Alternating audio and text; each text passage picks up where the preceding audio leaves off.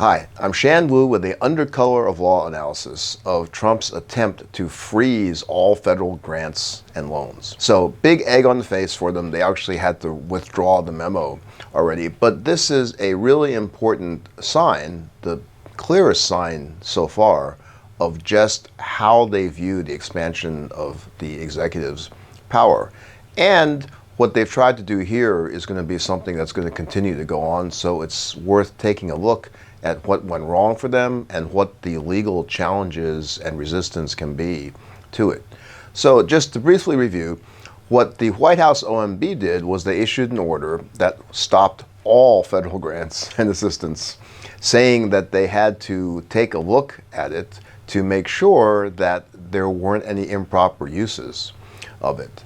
And they used this language in it, which is really just like MAGA talking points. It could have affected some $3 trillion was potentially being affected. And here's the language that they used. They wanted to make sure that the federal resources were not being used to advance, I'll quote, Marxist equity, transgenderism, and Green New Deal social engineering policies. They said that's a waste of taxpayer dollars that does not improve the day-to-day lives of those we serve. So they're using this kind of cultural wars jargon, and the problem for them is twofold, and this is what we want to keep in mind going forward. The first problem is basically a separation of powers issue, right? Congress has already appropriated this money. They said this money is going to be spent on blank, blank, and blank. The executive doesn't have the power to change that appropriation. That's the big picture issue. There's also another constitutional issue, which is they are clearly discriminating against people based on their First Amendment rights to viewpoints, right? These political affiliations, political beliefs, ideology about whether it's green policies, even Marxist policies, transgender, if you want to consider that to be a political standpoint. It's obviously a point of view that they want to punish. That's a problem. Then it also violates an actual existing federal law, which is the Impoundment Control Act of 1974, the ICA. So even before the White House kind of gave up and pulled the memo back, a U.S. district judge in D.C. had already issued a temporary stay on this. 3 nonprofit groups had sued to stop this. Now actually a bunch of state attorney generals have also sued to stop this. And 2 things to take away from this. So first of all, it again shows the really poor lawyering and confusion in the Trump administration. They themselves couldn't even figure out what was actually paused. They had said individual assistance wouldn't be affected. People could reasonably interpret that to mean that Medicaid, for example, wouldn't be affected. And the White House tried to say that. But in fact, tons and tons of states found the Medicaid portals to be blocked in terms of the access. Okay, this is not to even mention the other horrible things that would happen, like emergency assistance, right, for wildfires, that would all get stopped. Right now, highway construction, health benefits for children, including school lunches, that all would have been stopped right now while they tried to examine whether somehow school lunches might be furthering transgenderism or Marxist equity. Now, it may be that the Trump and the MAGA supporters could care less about school lunches. Just take a listen to this for 1 minute to get a sense of that. When you talk about school lunches, hey, I worked my way through high school. I don't know about you, but I worked since I was, before I was even 13 years old. I was picking berries in the fields before we had child labor laws that precluded that. I was a paper boy. And when I was in high school, I worked my entire way through. You're telling me that kids who stay at home instead of going to work at Burger King, McDonald's during the summer, should stay at home and get their free lunch instead of going to work? I think we need to have a top-down review. I think you're painting a lot of these kids with a broad brush. I would say that's not necessarily a fair assessment of all of the kids. So you would say all the kids in your district who use the free lunch, for example, or breakfast, they're all just sitting at home and not working.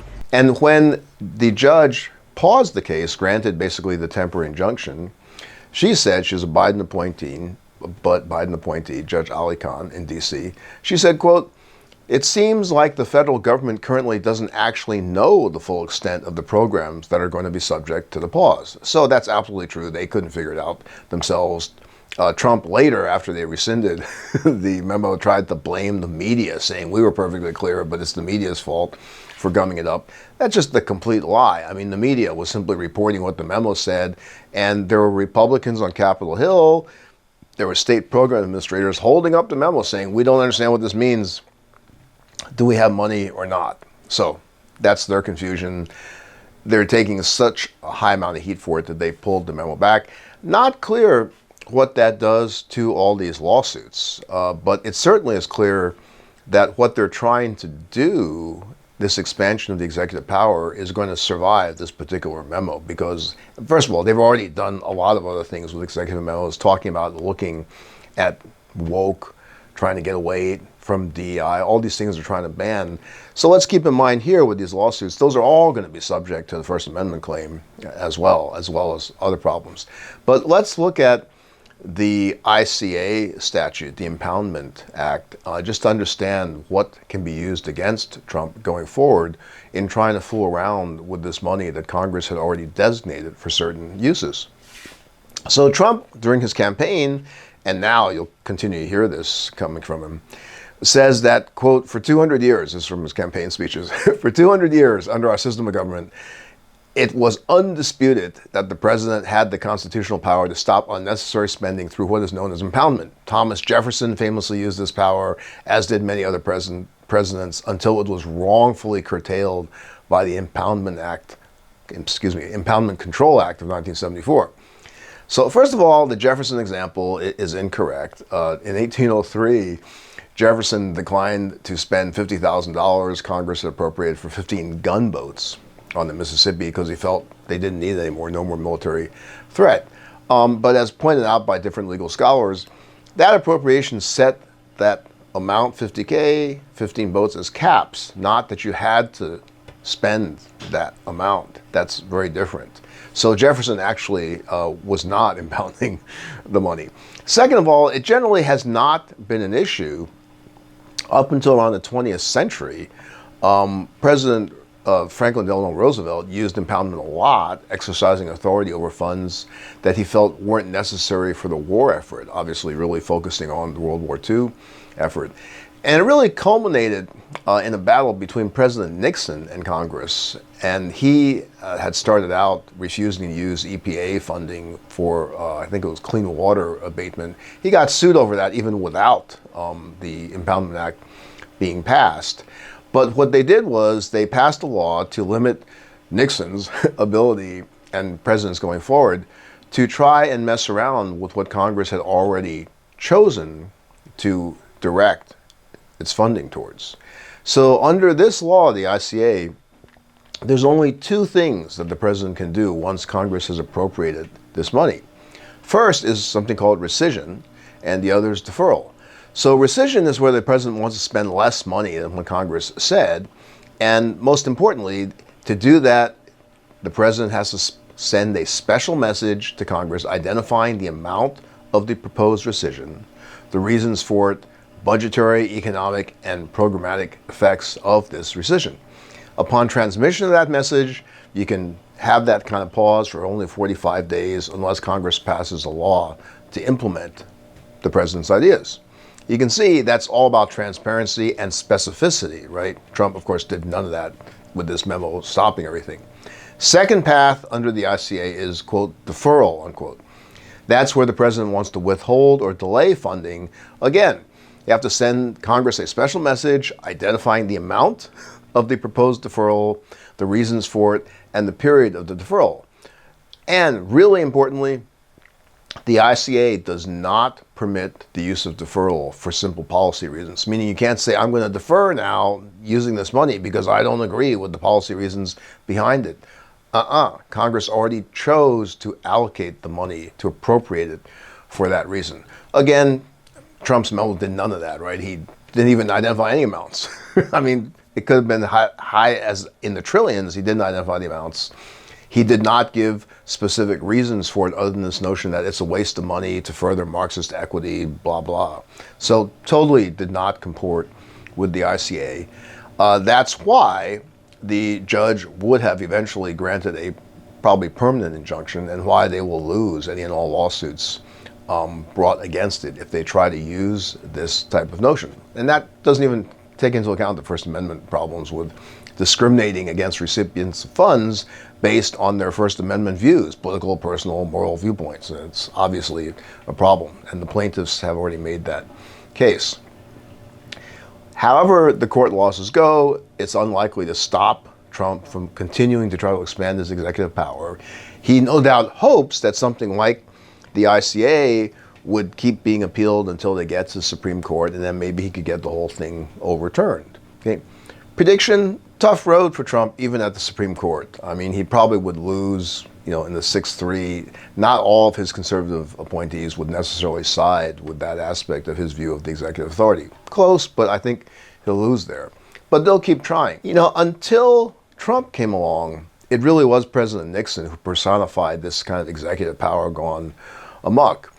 Today, we think of Nixon mostly in the Watergate vein, but we should remember that part of the problem with his abuse of the executive power was, secret military campaigns, right? He secretly bombing Cambodia, secretly mining it, invading it without congressional approval, which led to the passage of the War Powers Act, trying to limit the commander-in-chief's power to wage war without, letting Congress even know about it. That's this so-called Imperial Presidency. But the second Trump administration has advantages that Nixon lacked.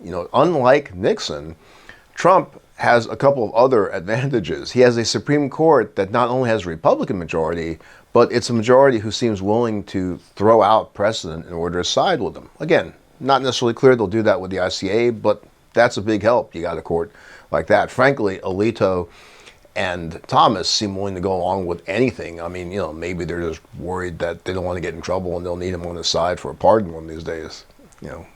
We can hope. Also, unlike Nixon, Trump has a Congress that not only has a Republican majority, but a majority that seems utterly cowed to Trump. I mean, they don't do anything anymore. They don't exercise any independent authority that they're supposed to exercise under the Constitution. So this trifecta of power, he holds the presidency, obviously, he's got a Supreme Court, he's got Congress, that allows him to basically make constant arguments, and this is what his arguments always will be, right? Separation of powers is bad just because it frustrates what he wants to do. So that kind of strategy has got to be confronted wherever it rises its head, and that's what happened here with this attempt to freeze all the federal funding. And so far, it worked. It's helped by their ineffectiveness, lousy thinking that went into it ahead of time, but lots of lawsuits surfaced right away.